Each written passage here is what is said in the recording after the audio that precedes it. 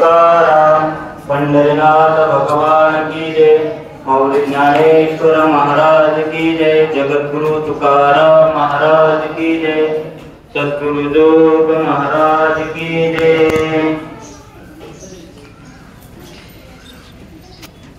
तेही प्राणापरवते आवडती मज निरुते जे भक्त चरित्राते प्रशंसिती। समचरण सरोजम सांगनीलांबुदाभम जगननीत पानिम मंडनम मंडनानाम तरुण तुलसीमालां कंदरम कंजनेत्रम सदयदवरहासं विठ्ठलं चिन्तयामि। अलंकापुरी रम्य सिंहासनस्थं पदाम्भोज तेजस्फुरति प्रदेशं विधिन्द्रादिदेवैः सदा स्तूयमानं समाधिस्थमूर्तिं भजे ज्ञानदेवं। दयांचे केलिया स्मरण होय सकळ विद्यांचे अधिकरण तेची वंदू श्री चरण श्री गुरूंचे ते नमस्कार होणे आता हृदय हे आपुले चौफाळनिया फुले वरी बैसव पावले श्री गुरूंचे। आता विणवा विलासिनी ते चातुर्यार्थ कला कामिनी ते शारदा विश्वमोहिनी नमिनी मिया। संपाद्य ज्ञानञ्च विधाय भक्तिं विलोकितोयेन समाधिराजः वैराग्यवन्तं सुविचारयुक्तं नमामि जोगं शिरसा गुरुन्तं। प्रस्तुत प्राप्त स्थळी प्राप्त प्रसंगी प्रवचन रूपी सेवे करता घेतलेली ओवी ही ज्ञानोबा यांची आहे।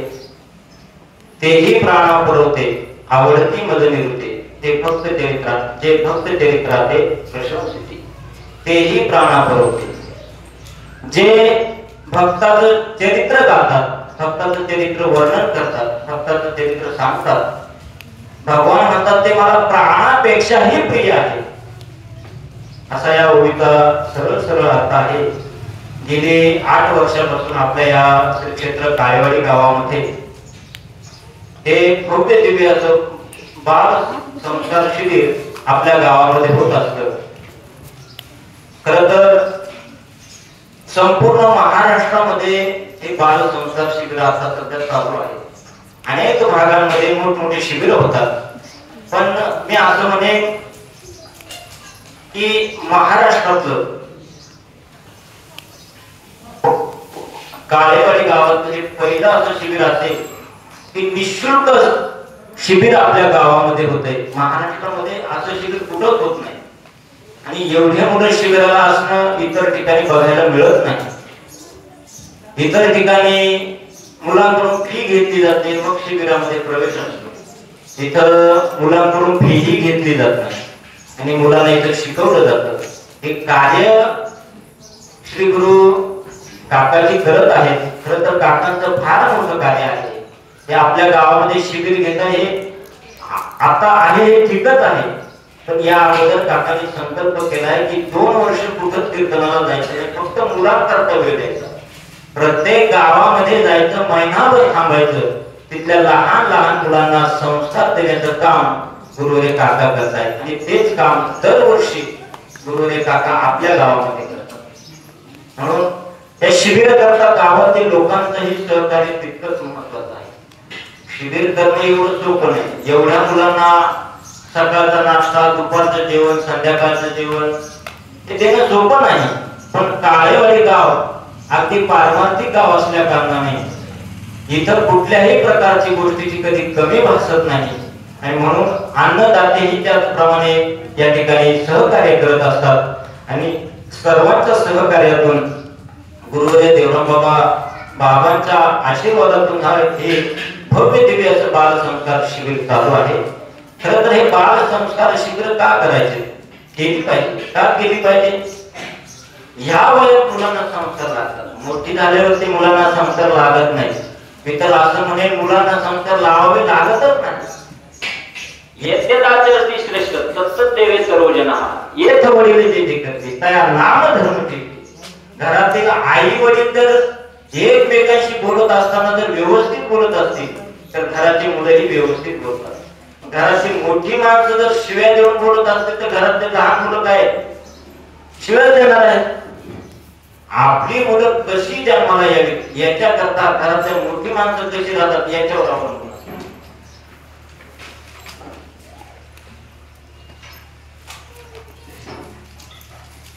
मी मागेही बोलून गेलो की आळंदीमध्ये एका 9 वर्षाच्या मुलाने ज्ञानेश्वरी पाठ केली. का?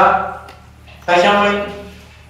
त्याच्या आईने गरोदरपणामध्ये तो गर्भामध्ये असताना त्या तो मुलगा गर्भामध्ये असताना त्याच्या आईने ज्ञानेश्वरी ग्रंथाचे 108 पारायण केली. ते संस्कार त्या गर्भावती झाले तेव्हा त्या मुलाची ज्ञानेश्वरी पाठ झाली. संस्कार इतके महत्वाचे आहेत. इथं आल्यानंतर बाल संस्कार शिबिरामध्ये आल्यानंतर आपण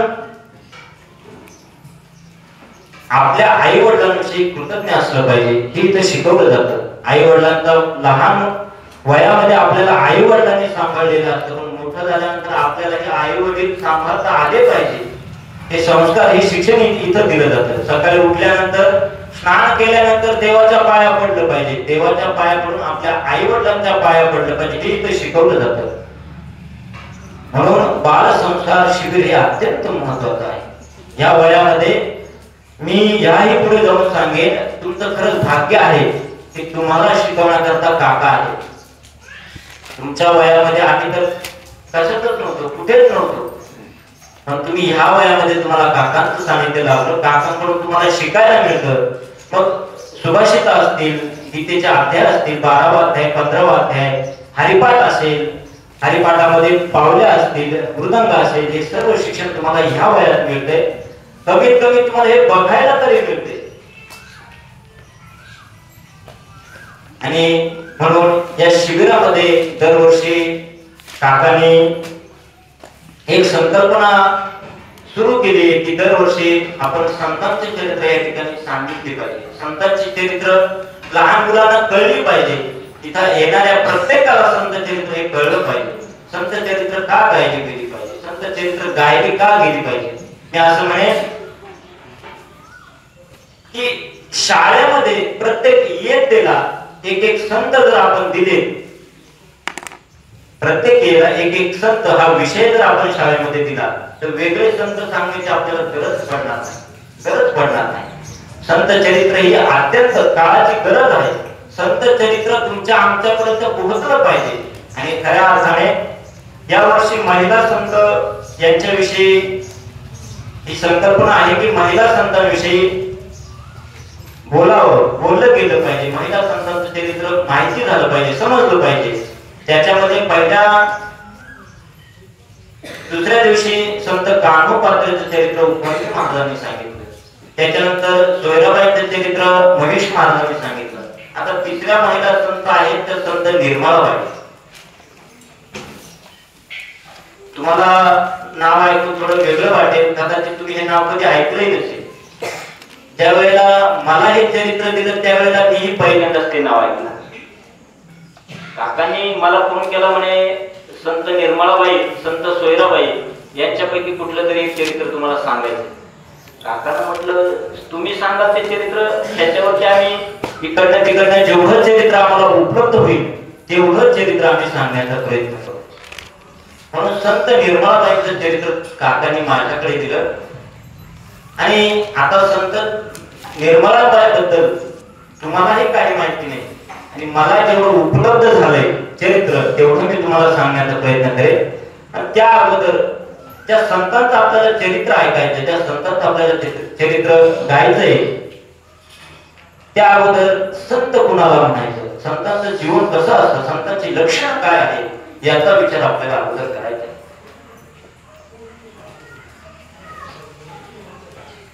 संत चरित्र गात असताना संतची लक्षणं माहिती झाली पाहिजे. खरं तर तुम्ही आम्ही जगाकडे पाहतो तुम्ही आणि जगाकडे पाहतो, आपण वासनेतून जगाकडे पाहतो, संत महात्मे जगाकडे पाहत असताना ब्रह्मभावामध्ये पाहत असतात। याच्याकरता गोड प्रसंग सांगितला जातो स्वामी रामतीर्थांचा। पूर्वीचा काळ आहे, लाहोर शहरामध्ये स्वामी रामतीर्थ फिरत असताना एका नको त्या गल्लीमध्ये स्वामी रामतीर्थ गेले। त्या गल्लीमध्ये गेल्यानंतर स्वामी रामतीर्थांची नजर एका बिल्डिंग कडे गेली। तिथं नजर गेल्यानंतर त्या बिल्डिंगच्या बाहेर एक सुंदर तरुणी उभी होती, अत्यंत सुंदर तरुणी। स्वामी रामतीर्थांचं लक्ष त्या तरुणीकडे गेलं आणि त्या तरुणीकडे बघत राहिले, बघत होते। येणाऱ्या जाणाऱ्याचा दृष्टिकोन मात्र महाराजांकडे बघण्याचा वेगळा होता, पण त्याही मध्ये एक सभ्य सत्पुरुष स्वामी रामतीर्थांकडे आला आणि रामतीर्थांना म्हणू लागला, स्वामी आपण त्या स्त्रीकडे का बघताय? ती गल्ली चांगली नाही, इथले लोक चांगले नाही, लोकांनी जर तुम्हाला बघितलं तर लोक तुम्हाला मारतील, झोडतील, तुम्ही त्या स्त्रीकडे असं का बघताय? त्यावेळेला स्वामी रामतीर्थांनी सांगितलं, मी त्या तरुणीकडे बघतोय, ती तरुणी इतकी सुंदर आहे, इतकी सुंदर ती तरुणी आहे। जर ती तरुणी इतकी सुंदर आहे तर तिला बनवणारा माझा भगवान परमात्मा किती सुंदर असेल। संत महात्मे हे ब्रह्मभावामध्ये असतात। तुमची आमची समाजाकडे जगाकडे पाहण्याची नजर ही वासनेतून असते, संत महात्मे हे जगाकडे पाहत असताना ब्रह्मभावातून पाहतात।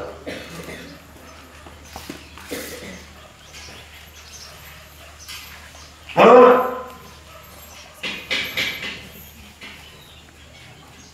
संतांची लक्षणं सांगत असताना भगवान सुद्धा सांगतात, निर्माण मोहा जित संग दोषा अध्यात्म नित्या विनिवृत्त कामा द्वंद्व विमुक्ता सुख दुःख निर्गच्छन्त्य मूढा पदमव्ययं तत्। संतांची लक्षणं सांगत असताना भगवान सुद्धा लक्षणं सांगतात, समशत्रूचे मित्रेचे तथा मानापमानयो। या श्लोकावरती ज्ञानोबाराय सुद्धा सांगतात संतांची लक्षणं कशी असतात, संत हे कसे असतात वर्णन करत असताना ज्ञानोबाराय त्याच्यावरती बोलतात, पार्थादयाचे ठाई वैषम्याची वार्ता नाही, रिपू मित्रा दुई सरिता पाडू। हा सिद्धांत आहे, हा सिद्धांत आहे। पुढे दृष्टांत सांगतात, का खांडावया घाव घाली, का लावणी दयाने केली, दोघा एकची सावली वृक्ष जैसा। का खांडावया घाव घाली, का लावणी दयाने केली।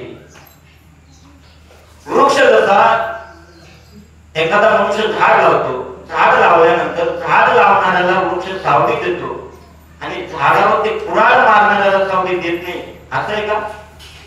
असं वृक्ष करत नाही। तसं संतांचं जीवन आहे, तसं संतांचं जीवन आहे। त्यांच्या समोर कुठल्याही प्रकारचं द्वैत, पार्थादयाचे ठाई वैषम्याची वार्ता नाही। ज्ञानोबाराय म्हणतात, पार्था ज्यांच्या ठिकाणी वैषम्याची म्हणजे द्वैत नाही, विषमता नाही, असे जे संत आहेत त्या वृक्षाप्रमाणे संतांचं जीवन आहे। म्हणून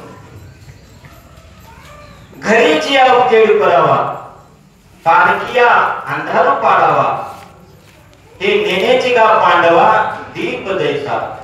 ज्याप्रमाणे ही लाईट आहे, आपण इथं बसलोय, आपल्याला उजेड देते, बाहेरून येणाऱ्या उजेड देत नाही का? लाईट देते। ज्याप्रमाणे दिवा आहे, घरातल्यांना उजेड देतो आणि बाहेरच्यांना अंधार, असं नाही।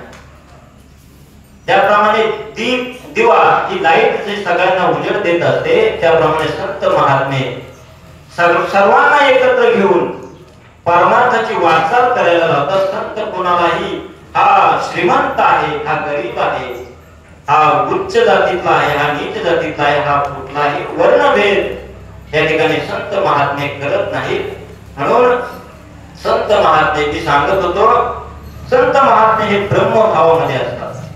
ब्रह्मभावामध्ये संतांकडे गेल्यानंतर आपल्याला कदाचित संतांकडे गेल्यानंतर संत कळतही नाही, संत कळतही नाही, कारण त्यांना त्यांचा संतपणा ते विरोध कधीच नाही. राजस्थानमध्ये थोर संत होऊन गेले संत दादूजी, कान्हो पात्र बोधू पिंजार तो दादू, ते दादूजी महाराज राजस्थानमध्ये एक मनुष्य त्यांना गुरु करण्याकरता, त्यांच्याकडून माल घालण्याकरता ज्यावेळेला दादूजी महाराजांकडे गेला, दादूजी महाराजांच्या वाड्यामध्ये गेला. वाड्यामध्ये जात असताना दादूजी महाराज बाहेर काहीतरी काम होतं, बाहेर काहीतरी काम करत होते. दादूजी महाराज उभे होते. दादूजी महाराजांना विचारलं, महाराज इथेच राहतात का असं विचारलं. म्हणे हो इथेच वाड्यात राहतात असं विचारलं. आणि तो मनुष्य वाड्यामध्ये गेला. वाड्यात गेल्यानंतर तिथं दादूजी महाराज भेटले नाही. तर तो मनुष्य पुन्हा बाहेर आला आणि दादूजी महाराजांच्या समोर उभा राहिला. म्हणे मी आतमध्ये गेलो, मला काही महाराज भेटले नाही, तुम्ही चुकीचं सांगता का मला. आज म्हटलं आणि दादूजी महाराजांचा 2-4 कानपट्टी ठेवून दिल्या, 2-4 ठेवून दिल्या. ठेवून दिल्यानंतर असं खोटं काय सांगितलं, म्हणजे खोटं काय सांगितलं, हा वाडा दादूजी महाराजांचाच आहे. मग दादूजी महाराज कुठे, म्हणे मीच दादूजी महाराज. असं म्हटल्यानंतर त्या मनुष्याला वाईट वाटलं की मी महाराजांच्या कानपाटीमध्ये मारली, त्यांना मारलं. त्या मनुष्याला वाईट वाटलं आणि त्यावेळेला दादूजी महाराज म्हटले, तू मला मारलं ती काय वाईट केलं नाही का. साधं उन्हाळ्यात माठ आणण्याकरता बाजारात गेलो तर आपण ठोकून बघतो, ते पाणी गळू नये याच्याकरता, ते मडकं पक्क असावं याच्याकरता आपण ठोकून बघतो. तुला जर मला गुरु करायचं, तुझ्या आयुष्याचं भलं करायचं, तर तू मला वाचून बघितलं त्यात नवर काय आहे. म्हणजे याचा अर्थ असा दावा नाही माझा की वाचूनच घेतलं पाहिजे. पण संत महात्मे हे ब्रह्मभावामध्ये असतात, त्यांना आपला संतपणा कधी ते मिळवत नाही. म्हणून संतांची लक्षणे या ठिकाणी अशा प्रमाणे आहेत. आणि अशा संतांमध्ये आपण महिला संतांचं चरित्र या ठिकाणी काकांनी माझ्याकडे दिले, त्यामध्ये संत निर्मळाबाई.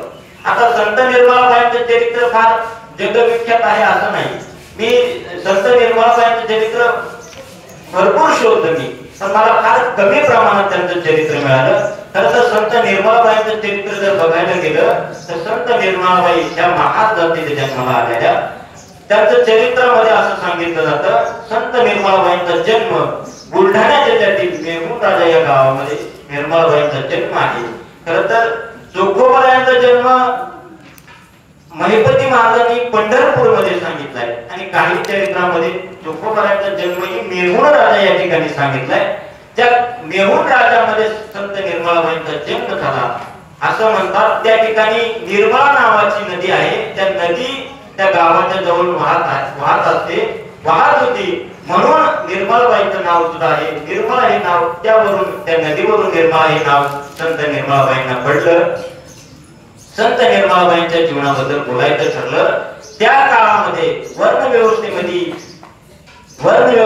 गुरफटलेला हा समाज होता, कर्मकांडामध्ये गुरफटलेला हा समाज होता. पण निर्मळाबाईंनी कर्मकांडातून बाहेर पडून फक्त एक भगवान परमात्म्याचं नामस्मरण करा, नामचिंतन करा, असं निर्मळाबाईंनी समाजाला संदेश दिला. खरं तर निर्मळाबाईंच्या चरित्राचा विचार करायचा ठरला तर निर्मळाबाईंच्या चरित्रामध्ये निर्मळाबाई कोण होत्या. निर्मळाबाई ह्या जोगोबारायांच्या बहीण होत्या. जोगोबारायांच्या धाकटी बहीण निर्मळाबाई आणि निर्मळाबाईचे नणंद त्या सोयराबाई. त्या दिवशी महेश महाराजांनी सोयराबाईचं चरित्र सांगितलं, त्याच्यामध्ये निर्मळाबाईंचा उल्लेखही केला.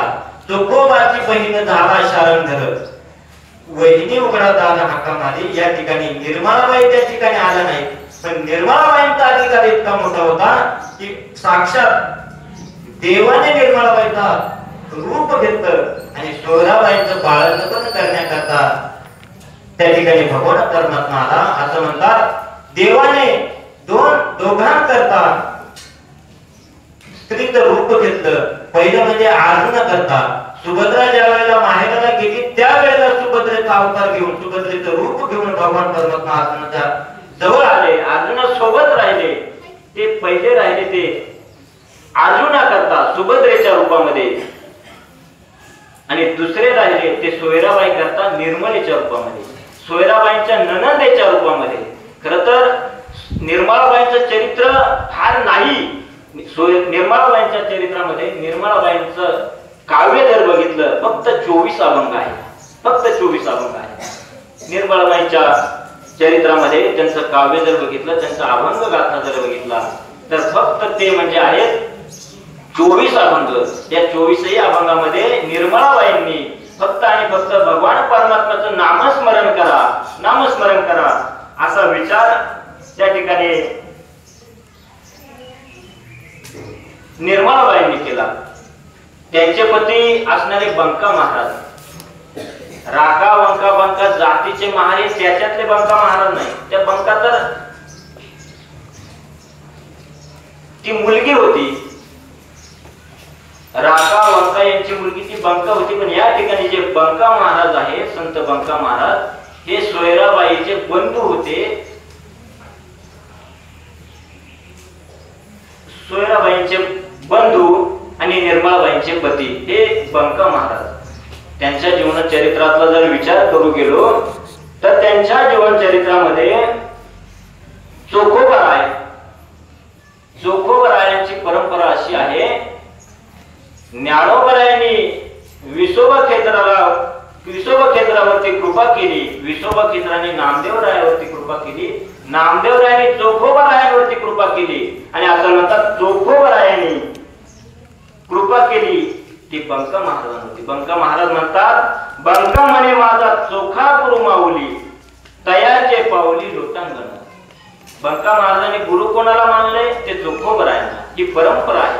चोखोबरायांचं संपूर्ण कुटुंब जर बघितलं, संत चोखोबराय, संत सोयराबाई, संत बंका महाराज आणि संत निर्मळाबाई, त्याच्यानंतर चोखोबरायांचे त्यांना जो मुलगा झाला ते संत कर्ममेळा, हा असा संपूर्ण परिवार अत्यंत हीन जातीमध्ये जन्माला आलेला. पण त्या काळामध्ये वर्ण व्यवस्थेमध्ये, वर्ण व्यवस्थेची जरी तटबंदी असली, ती तटबंदी तोडण्याचं काम जर कोणी केलं असेल तर चोखोबरायांच्या कुटुंबाने, चोखोबरायांच्या कुटुंबाने. तुम्ही आम्ही संसारामध्ये इतके रमलेलो असतो, संसाराकरता आपण रात्रंदिवस कष्ट करतो की नाही? करतो की नाही? आता तुम्ही इथं बसलेले आहात, सर्व कांद्याने जाम झालेली माणसं. तुम्ही एवढा जीव काढताय कशा करता? कांद्याला भाव मिळू नये याच्या करता. कांद्याला चांगला भाव मिळावा आणि आम्हाला त्या कांद्याचे चांगले पैसे व्हावे आणि आमच्या संसाराकरता ते कामी यावे. मग ते पैसे तुम्हाला किती दिवस पुरणार आहेत? किती दिवस पुरणार आहेत? नाही. पण संसाराकरता पैसा लागतो हे मात्र खरं. तुम्ही आम्ही संसारामध्ये गुंतलो आहोत, पण संसारामध्ये तरी काय सुख आहे का? संसारात तरी काय सुख आहे का? नाही. संसारात मात्र सुख नाही, सुख नाही संसारामध्ये. आणि म्हणून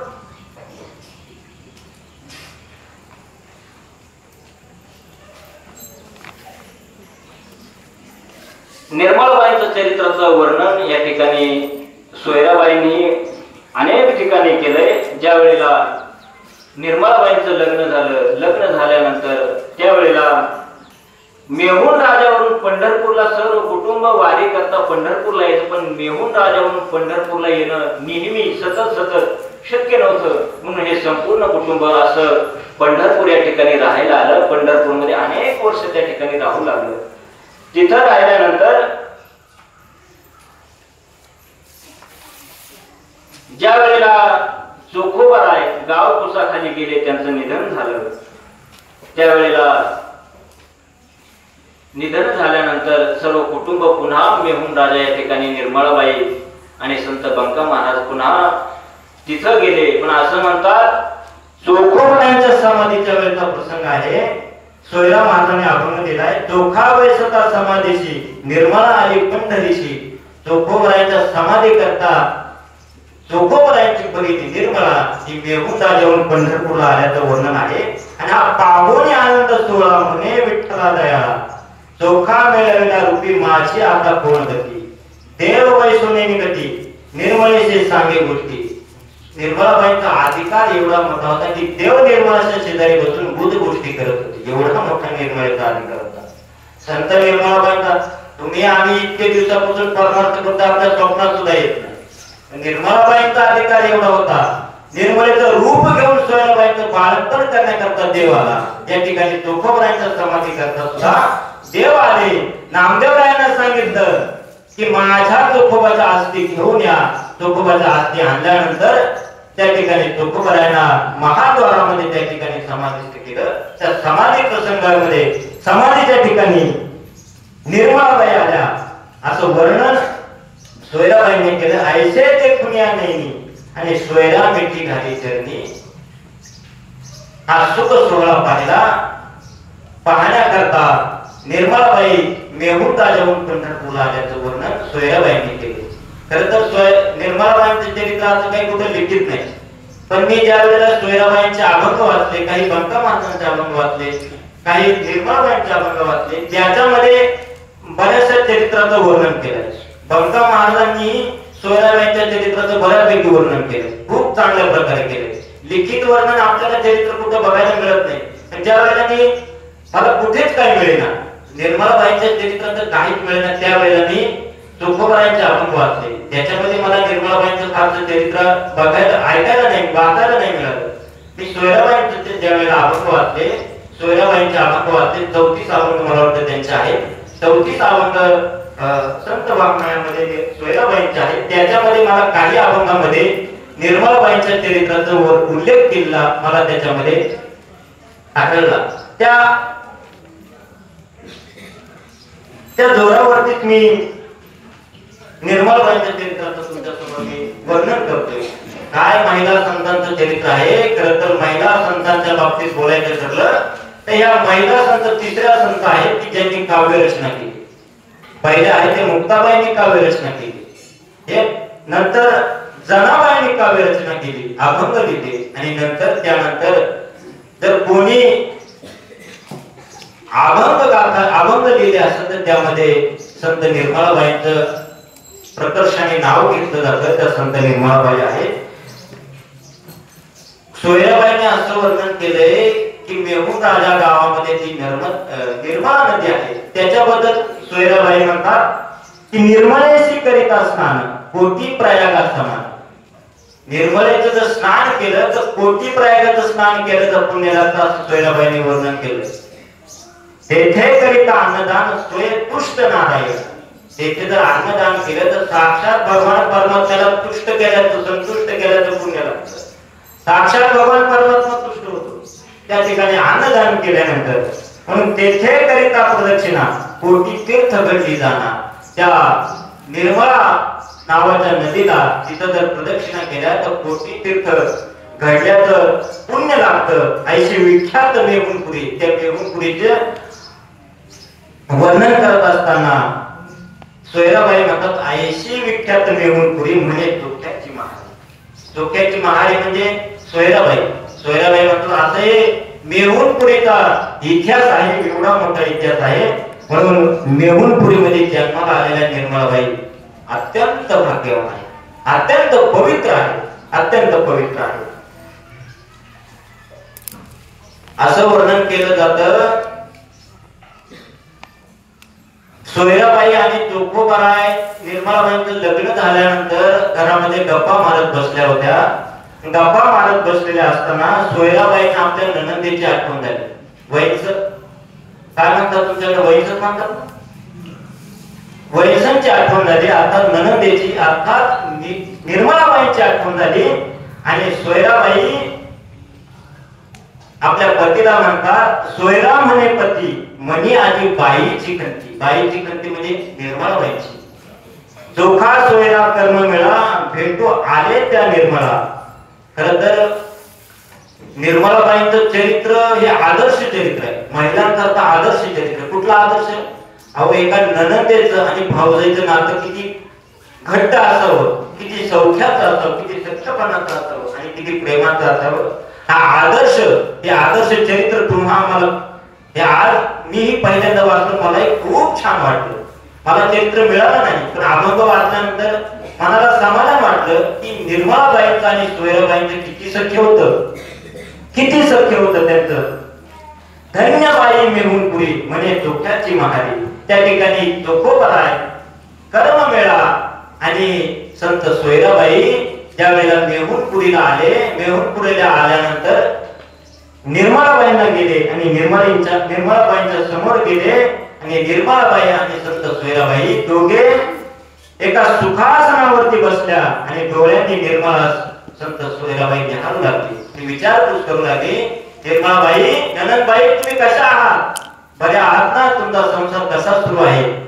आताच्या ननंदाई विचारतात का? आताच्या भाऊजाई विचारतात का आपल्या ननंदेला? ननंदबाई, तुमचा संसार कसा आहे? सुखाने चाललाय का? तुमचा संसार चांगला चाललाय का? आताच्या ननंदबाई विचारत नाहीत. उलट मी असं म्हणेन की ननंदबाई ज्या वेळेला माहेर येते त्यावेळेला त्या भाऊजाईला असं होतं की कधी जाईल, वाटतं की नाही? कधीही माहेरा निघून जाईल. त्या ननंदीला वाटतं ही कधीच्या माहेरा जाईल, त्या भाऊजाईला वाटतं ही कधीच्या सासरला जाईल. आताचा काळ हा अत्यंत भयानक आहे. पण हे आदर्श कुटुंब होतं जगासमोर. ननंदेचं आणि भाऊजाईचं नातं कसं असावं हे सांगणारं कुटुंब. जगामध्ये पहिलं कुटुंब जर कोणाचं असेल तर ते जोखोबर आहे. हे आदर्श आहे. संत निर्मळाबाई आणि सोयराबाईंचं नातं आताच्या पिढी करता आदर्श आहे. आताच्या ननंदे करता, आताच्या महिलांकरता हे आदर्श आहे. आदर्श आहे. नाहीतर आताच्या महिला एवढा विचार करत नाही, एवढा आदर मान सन्मान ठेवत नाही. बघितलंय का कधी? कुणी म्हणतं का चला हो आपल्या ननंदबाईला भेटले खूप दिवस झाले, आपल्या पतीला कोणी म्हणतं का चला आपण एकदा त्यांची भेट घेण्यात जाऊ, त्यांची विचारपूस करू? असं कधी कोणी म्हणतं का? ज्यांचे लग्न झाले त्यांच्यापैकी तुम्हाला कोणी म्हणलंय का? कोणी तुमच्या बायका म्हटल्यात का आजपर्यंत? कधी नाही. पण हे चरित्र असं आहे निर्मळाबाईंचं की सोयराबाईंचं आणि निर्मळाबाईंचं इतकं प्रेम होतं. आणि त्या ठिकाणी सोयराबाई वर्णन करतात की दोघी बैसल्या सुखासनी, सोयरा न्याहाळ तसे नैनी, कृपाळवा माझा बाप, विठ्ठल निर्मळ एक रूप. विठ्ठल निर्मळ एक रूप म्हणजे ज्या वेळेला सोयराबाई म्हणतात हा पांडुरंग परमात्मा इतका कृपाळू आहे की माझ्यावरती ज्या वेळेला बाळपणाची माझी वेळ होती, महिनाभर माझ्या निर्मळेचं रूप घेऊन माझ्या जवळ राहिला, सर्व माझी कामं केली, एवढा माझ्या निर्मळेचा अधिकार मोठा आहे. वर्णन करू लागली, निर्मळेची स्तुती करू लागली ती सोयराबाई. आणि अवघा सांगता वृत्तांत आणि रडे चोखे याची कांता. आणि हा वृत्तांत सांगत असताना डोळ्यामध्ये अश्रू आले की निर्मळा, तू एवढी वाक्यवान आहे, तू एवढी महान आहेस, तू एवढी पवित्र आहे की साक्षात भगवान परमात्म्याने तुझं रूप घ्यावं आणि माझं बाळंतपण करावं एवढा अधिकार तुझा मोठा आहे. आणि डोळ्यामध्ये अश्रू आले, अश्रू आले सोयराबाईंच्या.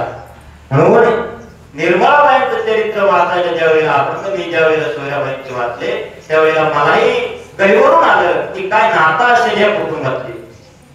संत परंपरेमध्ये हे जोखोबरायांचं कुटुंब, त्या कुटुंबाचं फार मोठं योगदान संप्रदाय करता आहे.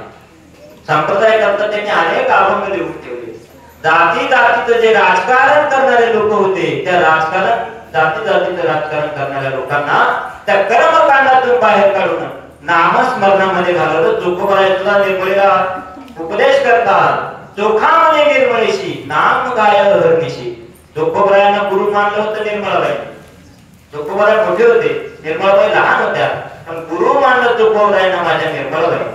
संत निर्मळाबाईंचा अधिकार एवढा मोठा होता. म्हणून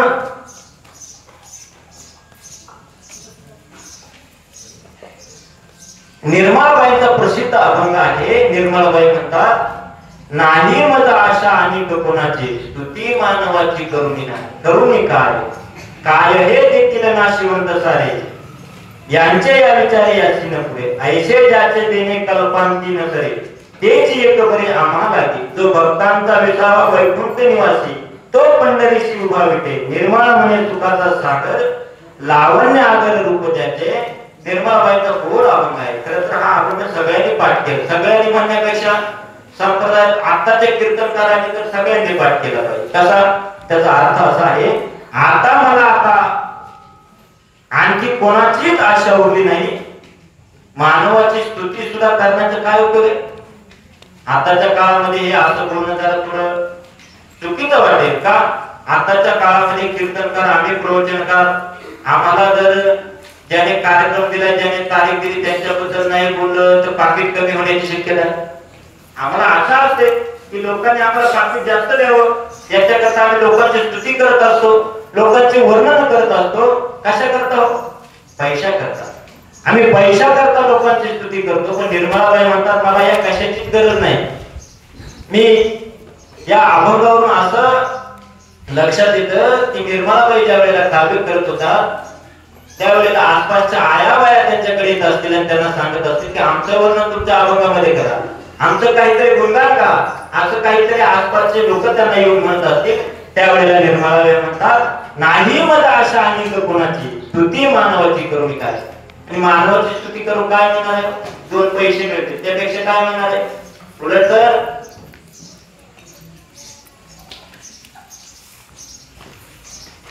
मानवाची स्तुती करूच नाही. स्तुती जर केली तर ती विठ्ठलाची करा. वर्णालीची थोडी एका विठ्ठलाची, कीर्ती मानवाची वागणे. म्हणून वर्णन करायचं असेल तर विठ्ठलाचं करा. निर्मलाबाईंचा गोड अभंग आहे, सर्वांनी पाठ करावा असा अभंग आहे. आताच्या कीर्तनकारांनी तर जरूर पाठ करावा. आम्ही कीर्तनाला जातो, कीर्तनाची तारीख घेतल्यानंतर आम्हाला अपेक्षा असते लोकांनी 5,000 नाही 10,000 द्यावे. नाही, आता जर म्हणायचं तर 51,000 रुपये दिले पाहिजे. म्हणून त्याच्याकरता अर्धा तास आम्ही ज्याची तारीख दिली त्याच वर्णन करतो. ही आशा ही माझ्या निर्मलाबाईंना नव्हती. स्तुती मानवाची करुणी काय. त्यावर पुढे निर्मलाबाई म्हणतात काय हे तिला नाशिवंत सारे. यांचे या विचारी यांचे ना पुढे ते नाशवंत आहे. या जगामध्ये देऊन देणार काय देणार ते देतील. ते सर्व नाशवंत आहे. ते देऊन काय होणार आहे, आपल्याला काय देतील याचे यांनाच काय पुरत नाही. संसारात आपल्याला काही पुरतं का? नाही पुरत. कितीही कष्ट करा याचं यांनाच पुरत नाही. आपल्याला काय देणार आहे असं वर्णन करतात. निर्मलाबाई म्हणतात, निर्मलाबाईंचा हा गोड प्रसिद्ध अभंग आहे. आणि या अभंगाचं वर्णन करत असताना निर्मलाबाई म्हणतात कल्पांची सरत नाही. जो आपल्याला देणार आहे त्याचं देणं कल्पांची सरत नाही. तोच एक पांडुरंग परमात्मा आपला आहे. खरं तर घ्यायचा असेल जो देणार आहे तो भगवान परमात्मा आहे, पांडुरंग परमात्मा आहे. द्यायचा असेल तर त्याने आपल्याला द्यावं. ऐसे ज्याचे देणे कल्पांची नसले तेच एक बरे आम्हाला दे. भगवान परमात्म्याने आम्हाला जे दिलंय तो देईल ते कल्पांचेही नसले ते कधीच सरणार नाही. असं जे भगवान परमात्मा आहे, भगवान परमात्मा आपल्याला देत असतो. लोकांकडून घेण्याची अपेक्षा नाही. निर्मलाबाईंचा प्रसिद्ध आहे. जो भक्तांचा विसावा वैकुंठ निवासी तो पंढरीशी उभा होतो. निर्मला म्हणे सुखाचा सागर लावण्य आगर रूप ज्याचे. निर्मलाबाई म्हणतात तो परमात्मा सुखाचा सागर आहे, तसं त्याचं सर्व रूप हे विश्वामध्ये लावण्याचा आगर आहे. रूप सावळे सुकुमार, रूप सावळे सुकुमार, कानी कुंडले मकराकार, मकराकार सुकुमार, रूप सावळे सुकुमार. असा तो भगवान परमात्मा आहे. म्हणून वर्णन करायचं असेल तर त्याचं करा असं सांगितलं जातं.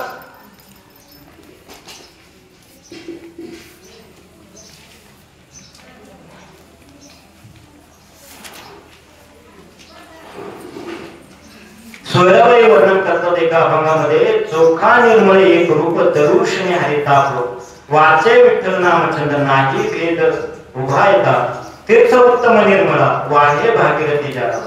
तीर्थ उत्तम निर्मळा वाहे भागीरथी जरा. आईची तारक मिळून पुढे म्हणे डोक्याची महाराज. चोखा महाराज आणि निर्मळा महाराज हे एक रूपच आहे. त्यांच्यामध्ये कुठलाही भेद नाही. सोयराबाई म्हणतात हे दोघेही एकच रूप आहे. त्यांच्या दर्शनाने त्रिविध प्रकारचे ताप नाहीसे होतात असं सोयराबाई वर्णन करतात. दोघांचेही वाचेला विठ्ठल नामाचा छंद लागलेला आहे. एवढं पवित्र जीवन निर्मलाबाईंचं आणि तुकोबारायांचं होतं. सोयराबाई वर्णन करतात आपल्या नंदेचं. एवढं जीवन पवित्र जीवन हे संत निर्मलाबाईंचं होतं. त्यांच्या काव्यामध्ये फक्त 24च अभंग आहे. फक्त 24 अभंग आहे. चरित्रामध्ये असं सांगितलं जातं की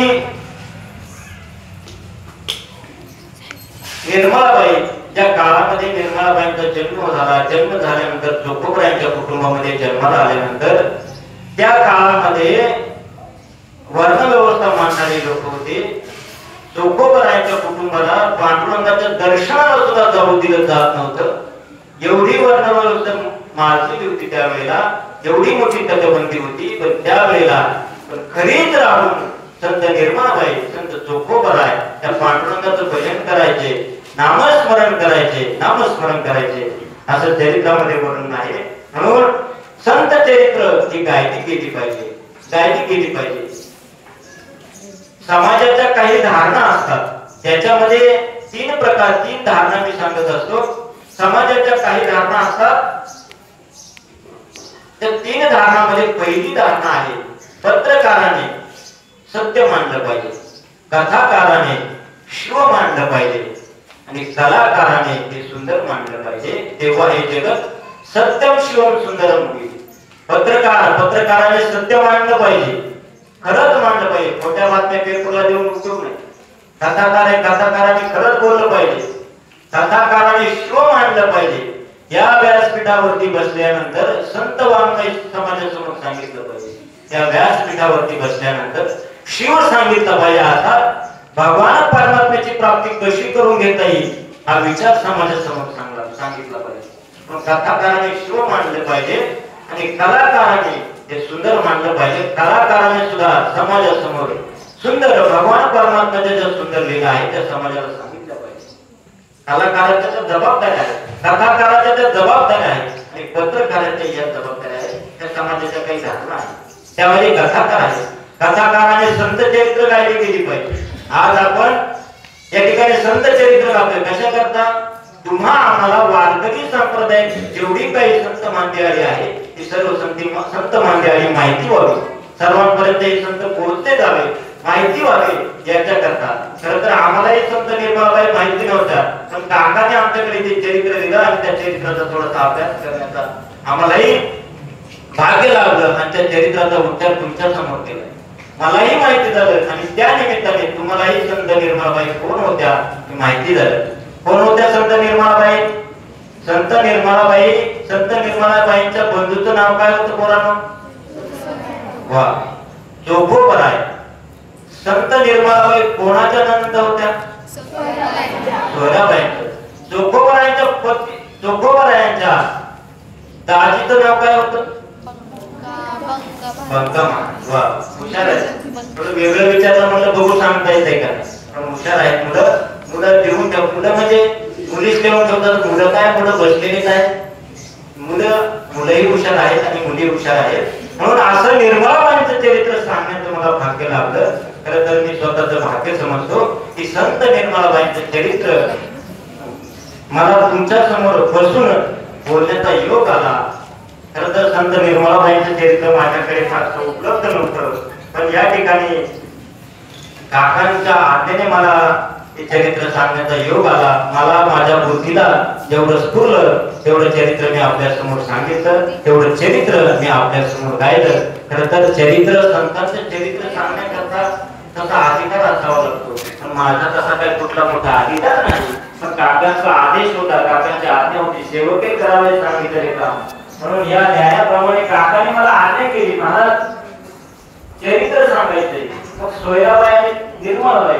तर काकाने म्हटलं काका तुम्ही सांगा कोणाचं सांगू? काका म्हटले निर्मलाबाईंचं सांगा.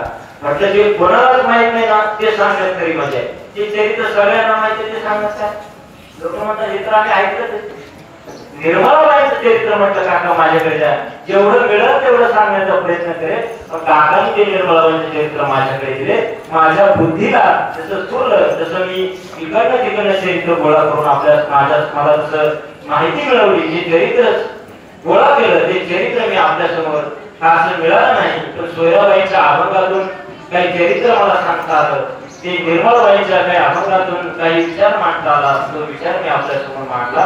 खरं तर या ठिकाणी उपस्थित सर्व कार्यवाहीकर ग्रामस्थ ही बाळ गोपाळ आणि या ठिकाणी महाराज मंडळी आहेत, महाराज आहेत, तुकोबराय आहेत, संभाजी महाराज आहेत, आमचे गुरुवर्य काका महाराज आहेत. तर काकाचं जे मोठेपण आहे, काका एका बाजूला बसतात. या पूर्ण 18 दिवसामध्ये काकांकडे कीर्तनही नाही, आणि प्रवचनही नाही, आणि सगळी सेवा त्यांनी आमच्याकडे दिलेली आहे.